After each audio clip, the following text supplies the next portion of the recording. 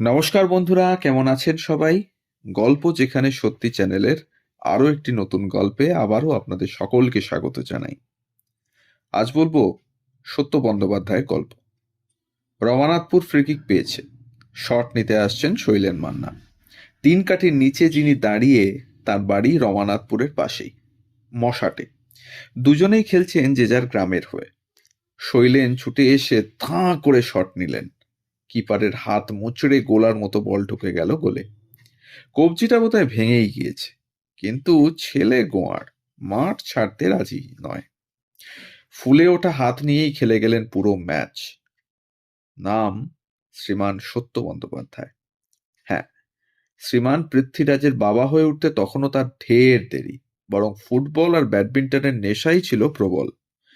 গাঁয়ের বাড়ি হুগলি জেলার হলেও সত্যর জন্ম কিন্তু কলকাতায়।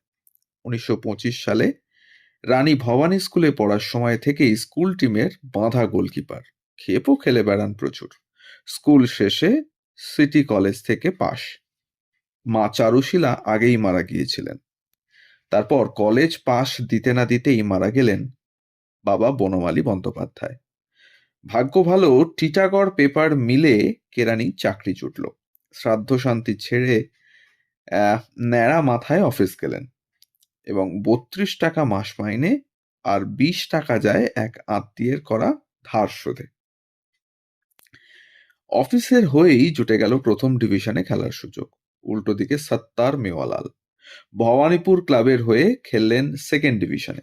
শোভাবাজার ব্যাডমিন্টন চ্যাম্পিয়নশিপে দারুণ লড়ে হারলেন নামী খেলোয়াড় মনোজ গুহের কাছে। ইতিমধ্যে জীবন অন্যদিকে বাঁক নিতে শুরু করে দিয়েছে। তার খেলা যে ঘাসের মাঠে নয়, অন্য কোথাও, তা ক্রমশ টের পেতে শুরু করেছেন সত্য।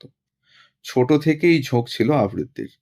উত্তরপাড়ায় নিখিল ভারত আবৃত্তি প্রতিযোগিতায় যাওয়া তো ছিলই, নিজেও লিখতে শুরু করেছিলেন সকণ্ঠে। তার চোর বা ডাস্টবিন আবৃত্তি ক্রমশ জনপ্রিয় হচ্ছিল। আর আহিরিটোলার অ্যামেচার ক্লাবে মক শো চলছিল নাটকের। একবার পাড়ায় নাটক হচ্ছে, প্রধান অতিথি বীরেন্দ্রকৃষ্ণ ভদ্র। মহালয়ার বাইরে তার বড় পরিচয়, তিনি বেতার নাটকের অন্যতম পুরোধা। নাটকের শেষে তিনি সত্য বন্দ্যোপাধ্যায়কে ডেকে বললেন, তোমার কণ্ঠস্বরটি তো বেশ ভালো, রেডিওয়ে অডিশন দিচ্ছ না কেন? কাঁচুমাচু হয়ে সত্য জানালেন, একবার নয়, নাম পাল্টে পাল্টে 10 বার অডিশন দিয়েছেন, প্রতিবারই ফেল। বীরেন্দ্রকৃষ্ণ ভদ্র বললেন, কাল একবার রেডিও স্টেশনে এসে আমার সঙ্গে দেখা করো। তখনকার রেডিও স্টেশন ছিল গার্স্টিন প্লেসে। সকাল হতেই সত্য বন্দ্যোপাধ্যায় ছুটলেন সেখানে। অডিশন হলো এবং জুটে গেল রেডিও নাটকে অভিনয়ের সুযোগ। সেই যে শুরু হলো, টানা করে গিয়েছেন 500-এরও উপর রেডিও নাটক। তার বেশিরভাগ আর শোনার উপায় নেই। তবে কে ভুলতে পারে রেকর্ডবন্দি আলিবাবা শ্রুতি নাটকে আলিবাবার কণ্ঠ, চিচিং ফাক। কিন্তু সে তো অনেক পরের কথা। প্রথম বড় মঞ্চে ওঠার সুযোগ এলো ভারতীয় গণনাট্য সংঘের শহীদের ডাক নাটকে। সলিল চৌধুরী তাতে গান গাইতেন আর সত্য বন্দ্যোপাধ্যায় করতেন ভাষ্যপাঠ। সত্য বন্দ্যোপাধ্যায়ের খুব স্বাদ শিশির ভাদুরীর সঙ্গে অভিনয় করবেন।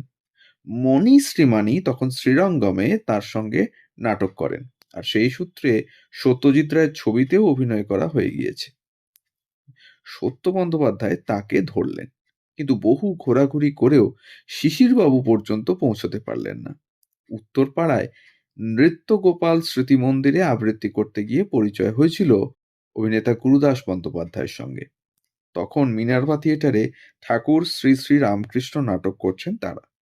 গুরুদাস সাজেন ঠাকুর, মহেন্দ্রগুপ্ত মথুর, আর মলিনা দেবী করেন রাসমণির পাঠ। সত্য বন্দ্যোপাধ্যায় চাইলে হৃদয়ের পাঠটা করতেই পারেন। চাইলে মানে, এ তো হাতে চাঁদ পাওয়া। শুরু হলো নতুন জীবন। কিন্তু সে নাটক বেশি দিন চলল না। কিছুদিন পরে ফের সুযোগ এলো বিশ্বরূপায় জাগো নাটকে। তারপর রংমহলে শেষ লগ্ন। পরিচালক বীরেন্দ্রকৃষ্ণ ভদ্র। সত্যর বয়স তখন 30 ছোঁয়নি, অথচ যে চরিত্রটি করতে হবে তার বয়স 75। গোড়াতেই হোঁচট। তারপর যখন পাঠ প্রায় হাতছাড়া হতে যাচ্ছে, মরিয়া হয়ে এমন অভিনয় করলেন যে হৈ হৈ পড়ে গেল। এরপর সাহেব বিবি গোলামে, ঘড়িবাবু, আদর্শ হিন্দু হোটেলে হাজারি ঠাকুর। 50-এর দশকের গোড়ায় হাজারির ভূমিকায় কমেডি ঘেঁষা অভিনয় করে খুব নাম করেছিলেন ধীরাজ ভট্টাচার্য। সত্য চরিত্রটি করে নিলেন সিরিয়াস ধাঁচের। দুজনের বিপরীতেই পদ্ম ঝিয়ের ভূমিকায় সাবিত্রী চট্টোপাধ্যায়। সে নাটক চলেছিল 600 রজনী। মজার ব্যাপার, সিনেমায় সাবিত্রী প্রথম নায়ক কিন্তু সত্য বন্দ্যোপাধ্যায়। স্বাধীনতার পরের বছর হেমেন গুপ্তর ভুলি নাই ছবিতে তার প্রথম মুখ দেখানো। বছর তিনেক বাদে ফের সুযোগ। বরযাত্রী ছবিতে 4 বাড়ুজ্যে, মানে কালী বন্দ্যোপাধ্যায়, ভানু বন্দ্যোপাধ্যায়, সত্য বন্দ্যোপাধ্যায় এবং হারাধন বন্দ্যোপাধ্যায় আর অনুপ কুমার মিলে হৈ হৈ কাণ্ড। গড়িয়া তখন প্রায় ধুধু। একদিন শুটিংয়ের ফাঁকে অনুপ কুমার এসে সত্য বন্দ্যোপাধ্যায়কে বললেন, রিক্সা চালাতে জানিস? সত্য বন্দ্যোপাধ্যায় বললেন, ততটা জানি না। অনুপ কুমার বললেন, আমি খুব ভালো জানি। কাছেই একটা রিক্সা দাঁড়িয়েছিল। সত্য বন্দ্যোপাধ্যায় কে তাতে বসিয়ে দিলেন প্যাডেলের চাপ। দিব্যি চলছিল। হঠাৎ চাকার নিচে পড়লো পাথর আর রিক্সা উল্টে দুজনেই সোজা নর্দমায়। রক্তারক্তি কাণ্ড একেবারে। তবে ভাগ্যের চাকা ঘুরছিল। পরের বছরই মিলে গেল একেবারে নায়কের রোল। পাশের বাড়ি ছবিতে সত্য ক্যাবলা নায়ক আর বিপরীতে সেই সাবিত্রী চট্টোপাধ্যায়। আগের বছর সহযাত্রী ছবিতে সাবিত্রী চট্টোপাধ্যায় মুখ দেখিয়েছেন এবং নায়িকা এই প্রথম। মঞ্চে খ্যাতি যত বাড়ে সিনেমার ডাকও আসে বেশি। তপন সিংহ কাজ দিলেন টনসিল ছবিতে, নরেশ মিত্র ডাকলেন উল্কায়। ঠিক তার আগে রংমহল ছেড়ে মিনার ভাই এসে সত্য বড় বাজি ধরেছিলেন। নিজেরই লেখা এরা অমানুষ নাটকে প্রতিবন্ধী দাশুর চরিত্র। সত্যের নিজের বিচারে তার করা অন্যতম সেরা কাজ। এমনই জীবন্ত সেই অভিনয় যে সত্যিই তিনি প্রতিবন্ধী কিনা তা পরীক্ষা করতে ডাক্তারদের বোর্ড বসানো হলো। এই অভিনয়ের পরেই তাকে এনে দিল উল্কা ছবিতে প্রতিবন্ধী চরিত্রে অভিনয়ের সুযোগ। তবে বড় ঘটনা ঘটল যখন কাপুরুষ মহাপুরুষ ছবিতে অভিনয় করতে ডাকলেন সত্যজিৎ রায়। সত্যর কথায়, আমার লাঠি নিয়ে একটা অ্যাকশন ছিল এবং শুটিং এর আগে আমি ওকে জিজ্ঞাসা করলাম, লাঠিটা ঘোরাতে গিয়ে আমার মাথায় খটাস করে লেগে যাবে, এরকম করব কি? সত্যজিৎ বাবু বললেন, করে দেখাও। আমি করলাম। উনি খুব খুশি হয়ে বলেছিলেন, হ্যাঁ ঠিক আছে, করো। তার পরের বছরই নায়ক। সেখানে সত্য বন্দ্যোপাধ্যায় এক বাবাজি। রাজধানী এক্সপ্রেসে আপার বাঙ্কে বসে উল্টো দিকের বিজ্ঞাপনী সংস্থার কর্তাকে জিজ্ঞাসা করেন, আপনি ওয়ার্ল্ড ওয়াইল্ড বিল ওয়ার্কস এর নাম শুনেছেন? এত ডাব্লিউ এর ছড়াছড়ি দেখে সত্য বন্দ্যোপাধ্যায় জিজ্ঞাসা করলেন, আচ্ছা আমি যদি শুধু ডাব্লু ডাব্লু ডাব্লু ডাব্লু বলি তাহলে কেমন হয়? হ্যাঁ, সত্যজিৎ রায় রাজি হলেন। ছবির মুক্তির পরে অনেকেই খুব একচোট হেসেছিলেন সংলাপ শুনে। সত্যজিৎ রায় কিন্তু বলতে ভোলেননি যে ওটা সত্য বন্দ্যোপাধ্যায়ের মাথা থেকেই বেরিয়েছে। পরের বছর তরুণ মজুমদারের কাছ থেকেও ডাক এলো। ছবি বালিকা বধূ। তারপরে শ্রীমান পৃথ্বীরাজ, সংসার সীমান্তে, দাদার কীর্তি, খেলার পুতুল, ভালোবাসা ভালোবাসা, পরশমণি, বারবারই ডাক পড়েছে সত্য বন্দ্যোপাধ্যায়ের। ঠিক সেই কারণেই তো বিশ্বরূপায় চৌরঙ্গী নাটকে তার করা ন্যাটাহরি প্রবীণদের স্মৃতিতে আজও অক্ষয়। বেগম মেরি বিশ্বাস, আসামি হাজির, এক এক নাটকে এক এক পরত। একদিকে মৃণাল সেন তাকে নিচ্ছেন কোরাসে, আবার মঞ্জরি অপেরা তাকে দেবী চৌধুরানী হয়ে হিরে মানিক, তিনি সমান স্বচ্ছন্দ। টেনিদা কাহিনী, চারমূর্তি দেখতে ঘুটঘুটানন্দ, তিনি ঘষাংফু খাবতকে মজা আর শয়তানির আশ্চর্য মিশেল। টানা অভিনয় করে গিয়েছেন শদুয়েক ছবিতে। 92 সালে সিটি অফ জয়তেও ছিলেন একটি ছোট্ট ভূমিকায়। শেষ লগ্নে এক মরমী চরিত্রে তাকে ব্যবহার করলেন রাজা সেন, জাতীয় পুরস্কার বিজয়ী দামু ছবিতে। একটা বৃত্তই সম্পূর্ণ হলো যেন। কিন্তু সত্য বন্দ্যোপাধ্যায়ের জীবন বৃত্তান্ত অসম্পূর্ণই থেকে যাবে একটি মানুষ আর একটি নাটকের কথা না বললে। মানুষটির নাম তরুণ কুমার, নাটকটি নহবত। সত্য যখন ছবিতে কলকে পেতে স্টুডিওয় ঘুরে বেড়াচ্ছেন, সঙ্গী ছিলেন আরও এক তরুণ, খাদ্যরসিক দুজনেই। আলাপ জমেছে টিফিনের সময়। পরে বাংলা তাকে উত্তম কুমার নামে চিনবে। তখন তিনি চাকরি করেন পোর্ট কমিশনার্সে। সেই সূত্রেই বাড়িতে আসা যাওয়া, আর উত্তমের ছোট ভাই তরুণের সঙ্গে বন্ধুত্ব। অন্তত ৩০টা বছর তারা একে অপরের সঙ্গে জুড়ে ছিলেন ওতপ্রোতভাবে।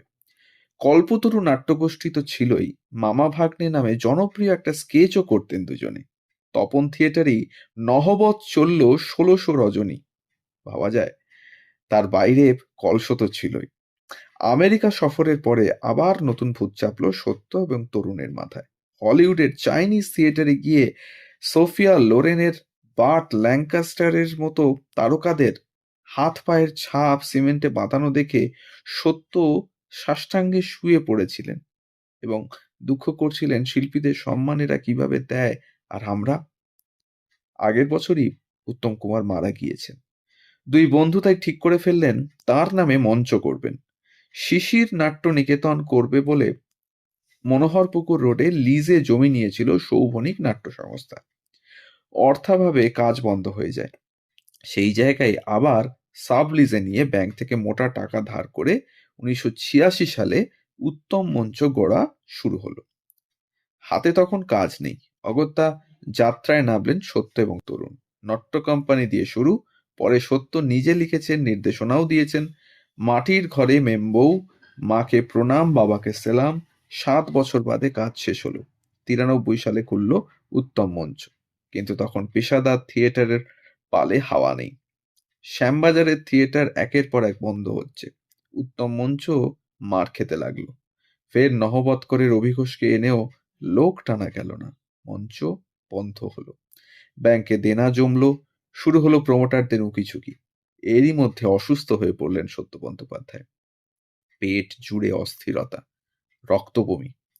হাসপাতালে ভর্তি রইলেন ১ মাস।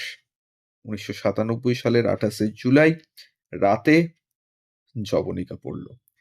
৬ বছর পরে মারা গেলেন তরুণ কুমারও। ২০১১ সালে উত্তম মঞ্চ নিজেদের হাতে নিয়ে কলকাতা পুরসভা যে তাকে রাহুগ্রাস থেকে মুক্ত করেছে, তা আর তাদের দেখা হলো না। নাটকের জীবন শুধু নাটকীয় জীবন বলা যেতে পারে। কিন্তু শেষ পর্যন্ত সত্য খেলা কিন্তু ছাড়েননি। তিনি যে জাত খেলোয়াড়, দিনভর ব্যস্ততা, চাপ, টামাটোল, তবু রাতের পর রাত জেগে দেখেছেন বিশ্বকাপ। পি.কে. ব্যানার্জি আর চুনী গোস্বামীর বড় ভক্ত ছিলেন তিনি। পরে মারাদোনারও খুব ভক্ত হয়ে যান। ৮০-র ১৬ই আগস্ট ইডেনের সেই কালো দিন এবং ইস্টবেঙ্গল মোহনবাগানের খেলায় দুদলের সমর্থকদের মারপিটে মারা গেলেন ১৬ জন। সুপর্ণকান্তি ঘোষের সুরে মান্না দের রেকর্ড করলেন তার সেই বিখ্যাত গান, খেলা ফুটবল খেলা, খোকা দেখতে গেল সেই সকালবেলা। তোমরা আমার একটা কথাই রেখো, খেলার মাঠে কারো খোকা আর না হারায় দেখো। ১৬টি নামের তালিকায় সত্যিই কাকুরগাছির একটি ছেলে ছিল যার নাম খোকা। গীতিকারের নামও কে জানেন? সত্য বন্দ্যোপাধ্যায়। ইডেনে আর ফুটবল হয়তো হয় না, কিন্তু মাঠ আছে নানা কিসিমের, মারপিটও আছে। কথাগুলো তাই থেকেই গেল। তো এই ছিল আজকের গল্প। সত্য বন্দ্যোপাধ্যায়ের জীবনী আমরা তুলে ধরলাম আমাদের চ্যানেলের মাধ্যমে। আবারও মনে করিয়ে দিই, আমাদের চ্যানেলে নতুন হলে অবশ্যই আমাদের চ্যানেলটিকে সাবস্ক্রাইব করে একটু পাশে থাকবেন। বেল আইকনটিকে প্রেস করে নেবেন যাতে পরবর্তী গল্প খুব তাড়াতাড়ি আপনাদের কাছে পৌঁছে যায় তার জন্য। আর যদি ভালো লাগে আমাদের ইনফরমেশনসগুলো, তাহলে একটা লাইক, একটা কমেন্ট আর একটু শেয়ার করে দেবেন আমাদের গল্পগুলো, যাতে আমরা অনেক মানুষের কাছে পৌঁছে যেতে পারি। সবাই ভালো থাকুন, সুস্থ থাকুন আর শুনতে থাকুন গল্প যেখানে সত্যি। ধন্যবাদ।